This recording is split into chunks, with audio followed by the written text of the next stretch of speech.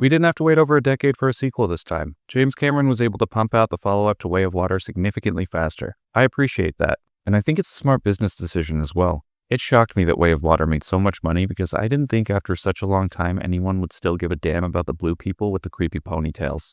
Clearly, I was wrong. So let's see if Avatar: Fire and Ash lives up to the standards set by its predecessors.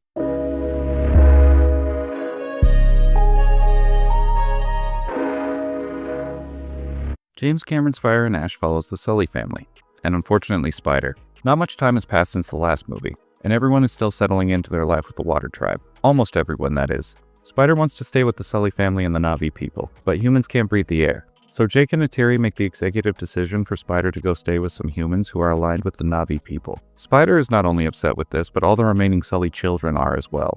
To try and save face, the entire family goes on this adventure to drop off Spider, but along the way they encounter the Fire Tribe seen in the trailer.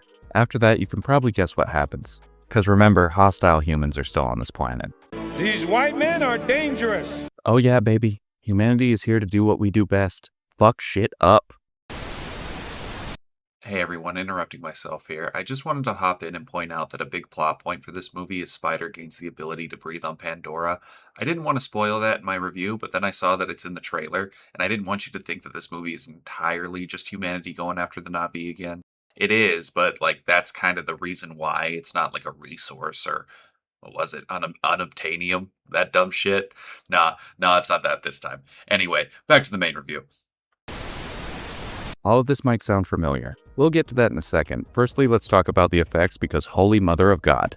I know there are a lot of people out there who hate CGI and think there is no place for it in cinema, especially when it's done with AI. But let me play devil's advocate for a second. If the filmmaker has the time and money to allow the VFX artists to do their job correctly, CGI is not only welcome but essential. People like to point out films like Jurassic Park and say, see, that's why practical effects are better. I largely agree with that statement, but it omits the part of how CGI was blended with practical effects in Jurassic Park. That's also the case with 95% of the movies you think are 100% practical.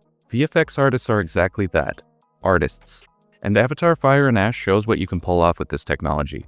Every frame is stunning, and the scale of the world is second to none. Also, James Cameron is the only guy in Hollywood to figure out how to use 3D appropriately. The man managed to make every frame of the movie have rich depth of field and unmatched clarity. I literally felt like I could walk into the screen during my showing. Bravo, Mr. Cameron. But it's time for me to discuss what I didn't like. Oh, scary! Shiver my timbers! Okay, the narrative is pretty uninspired. There are a handful of elements to mix up the story, but largely you're watching the same movie again. It becomes so egregious that the end of the movie feels like the end of the last film, only with significantly more whales. Which is cool, I guess. All my homies love whales. Yes. That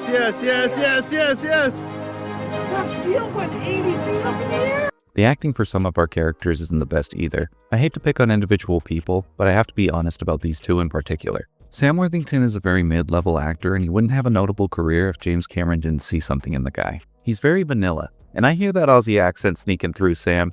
You're not fooling anybody. I was like, geez, can't have a good day. Also, Jack Champion annoyed me about as much as Jar Jar Binks. I think a lot of people are going to disagree with that, but I don't know what to tell you. He annoyed the hell out of me. It's not the actor's fault necessarily. The lines they give him are just so dumb. Take that, buttholes. We got a mixed bag here. The spectacle of the film is worth seeing, but I couldn't help but pause every time a dumb line was said, or a plot element remained underdeveloped, or was borderline ripped off from the previous movie. The 3D is really good though. It's tough. I'd say the movie is worth seeing, but if you're gonna do it in theaters, ball out and see it in 3D. After that, call it a day. Another ringing endorsement from my channel, to say the least. That's it for me. And as always, thank you for your time.